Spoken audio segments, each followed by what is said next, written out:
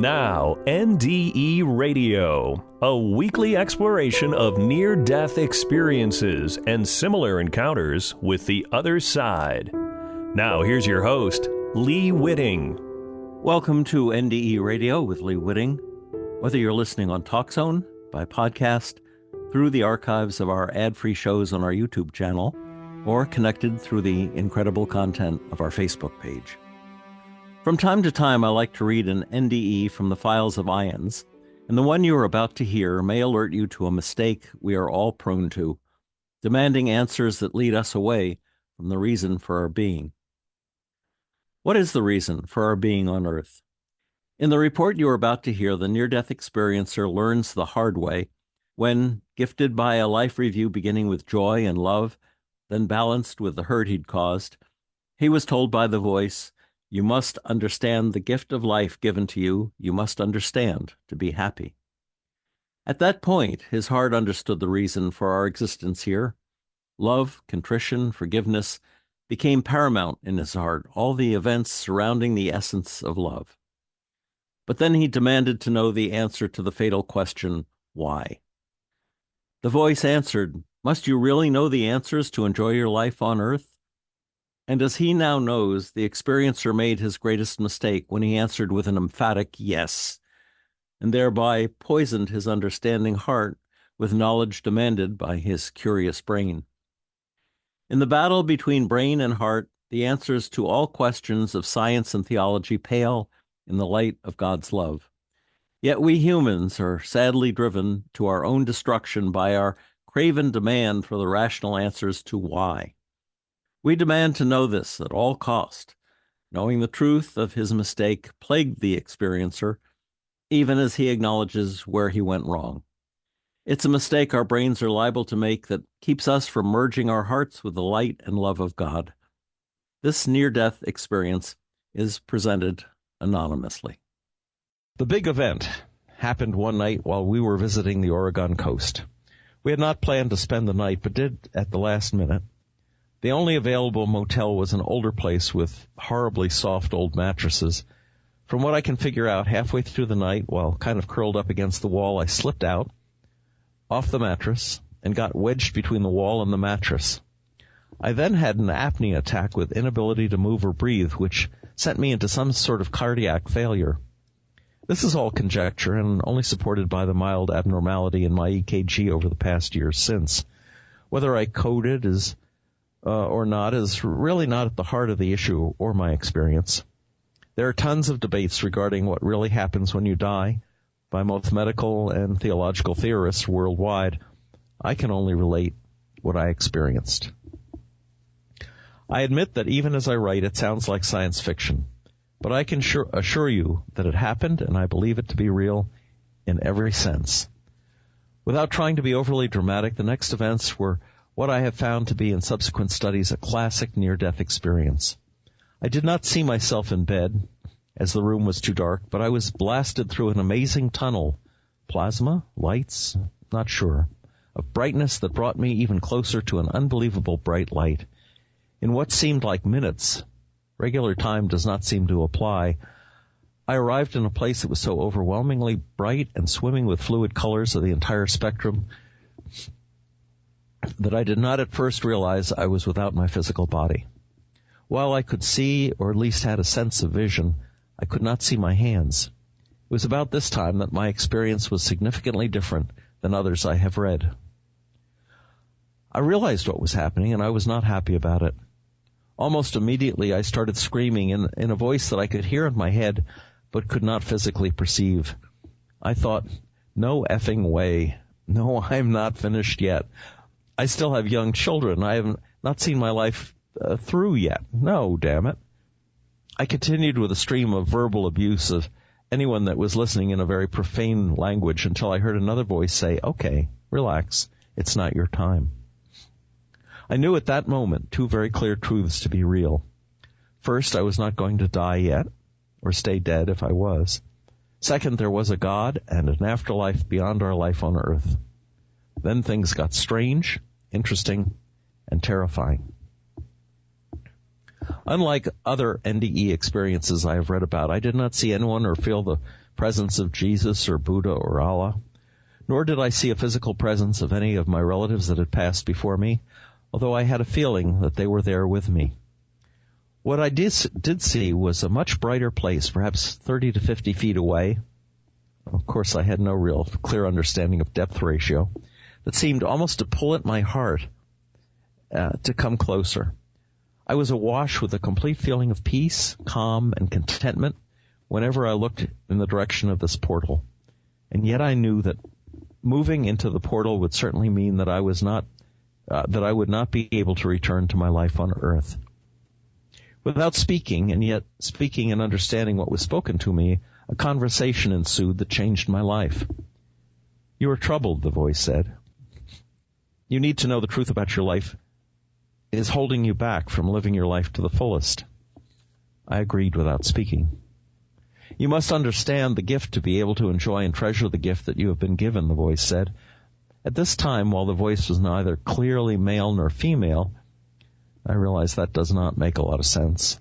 I knew that the communication was coming from all that is, all that was, all that ever shall be. The voice was that of what I understood to be God. And yet, even then, while thinking this, it was evident that the entity knew what I was thinking and chastised me for doubting or trying to figure out its very existence. In order to understand that which you feel, you must understand to be happy.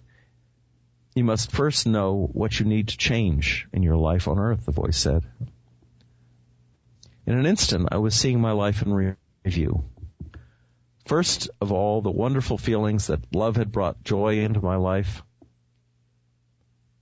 I saw all the incredible events of my life when love, the most powerful positive force in existence, was most present in my life. Childhood memories, my first real loves, the births of my children, the first time I knew I loved my wife more than I loved myself. I saw anything and everything associated with love in my life, flying past my eyes and filling my heart with a joy that felt almost overwhelming in its scope. But then came the other side of my life. To my surprise, I was not subjected to all of the lying and deceit that I would expect to see from my youth, or all of the sexual trysts and dalliances from my college days. What was presented to me was explained to be the times that I had hurt others to such a degree as to make them doubt their self-worth or their ability to love and be loved. Girls I had slammed and disrespected in my college days, people who had admired me only to be disrespected, or even worse, ignored when they reached out a hand in friendship. People that I could barely remember or hardly knew, who had been harmed by my cutting sarcasm and smart-ass wit. Worst of all were the unkind comments and actions I had made to people I did not care about and love. Callous remarks or actions that at the time seemed inconsequential. My heart ached with each new revelation, knowing that my actions, seeming trite and inconsequential at the time, had affected the outcome of so many lives. It was immediately evident to me that the healing power of unconditional love and respect could be so easily subverted with even a single act of deceit or abuse of trust. Like virginity, once you have crossed a line, it's never yours to take back. The changes are permanent. All you can do is ask for forgiveness and move on. It is that act of contrition, forgiveness, that heals the soul. I knew this because I was not presented with the acts that I had expected to see. I had not been presented with the memories of the acts that I knew were so bad. They required me to seek forgiveness from a higher power, even in my least repentant days of youth. The acts that were thrown into my face were those that seemed inconsequential and trivial, the thoughtless acts of impulse dismissed by my cocky, self-assured attitude that were not a big deal, they'll get over it.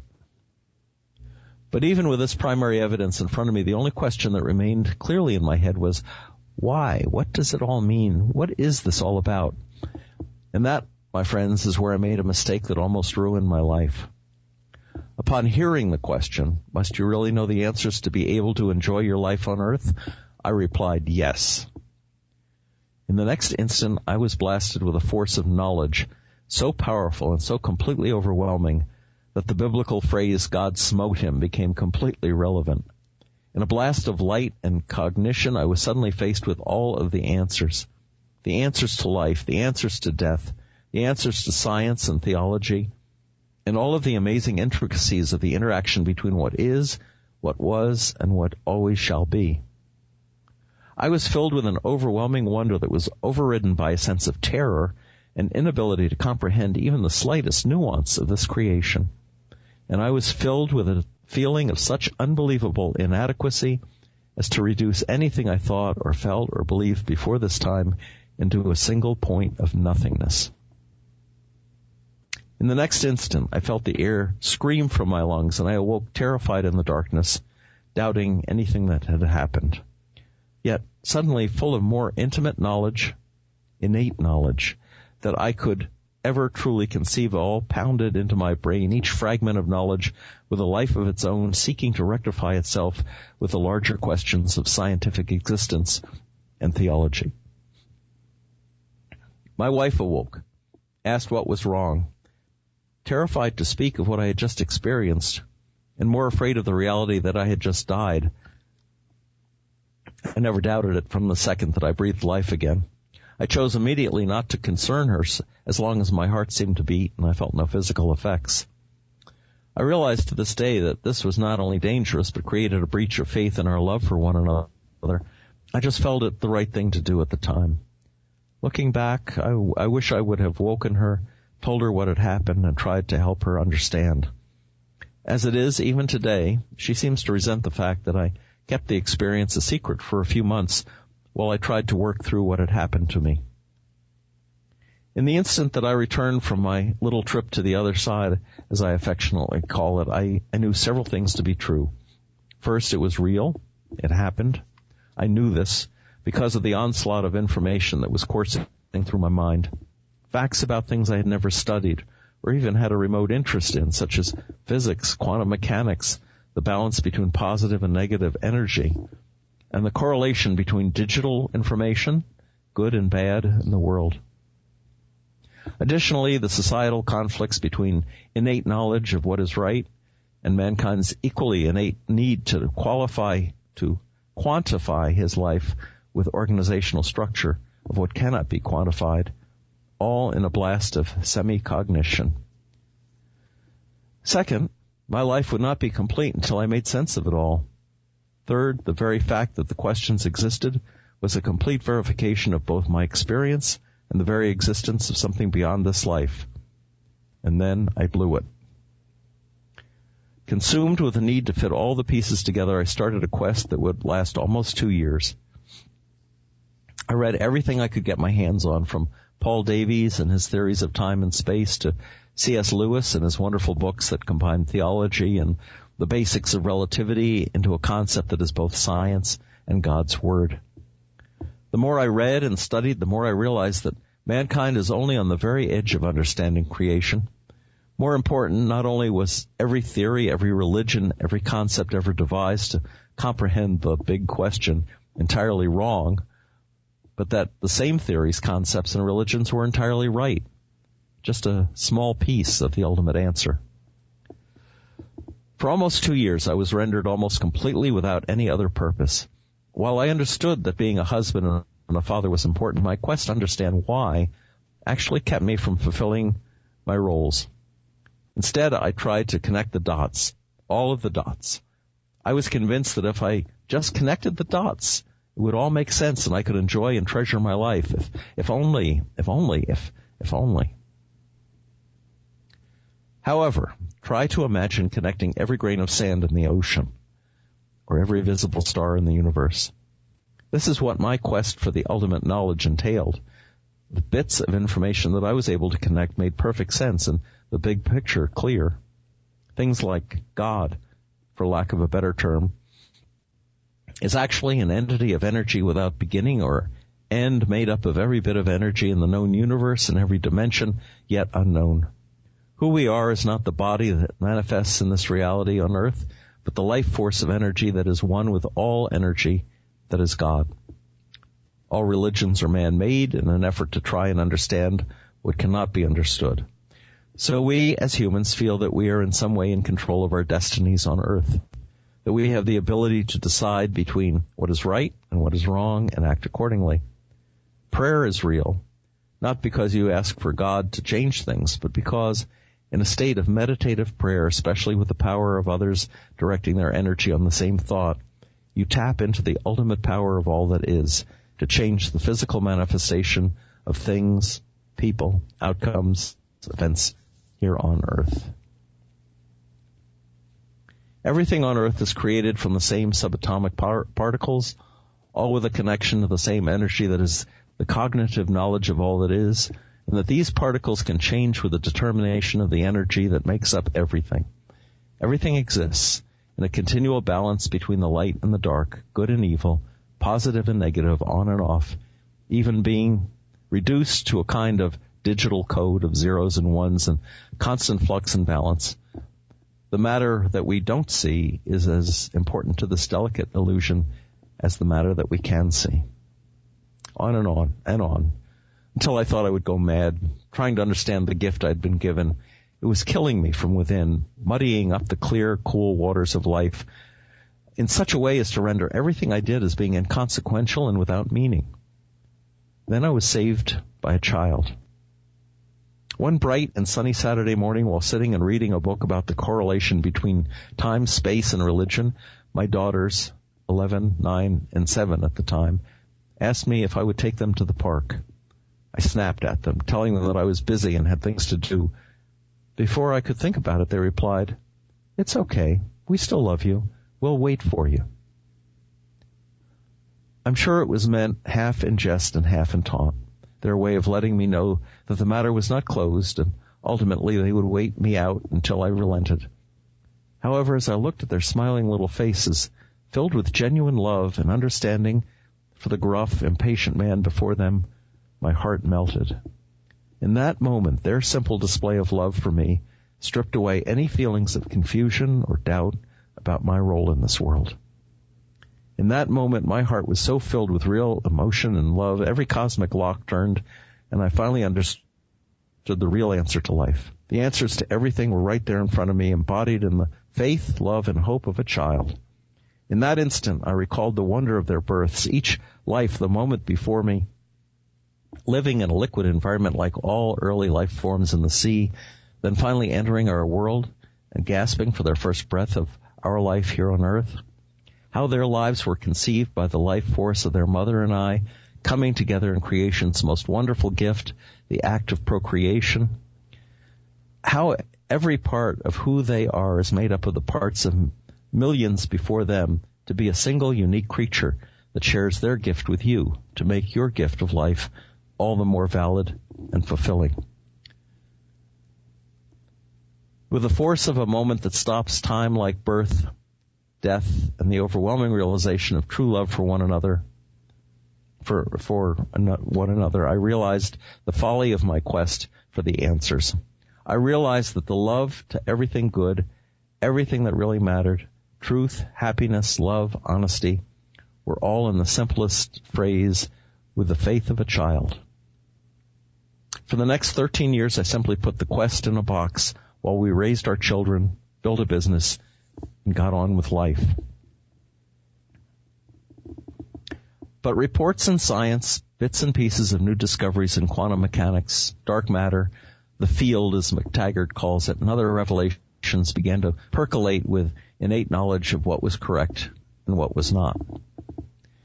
In the past year and a half, several close friends and relatives battled and lost their lives to cancer or accidents, and because of my experience, I found myself wanting to give comfort to the grieving. It was as if the box was waiting for me in some strange way.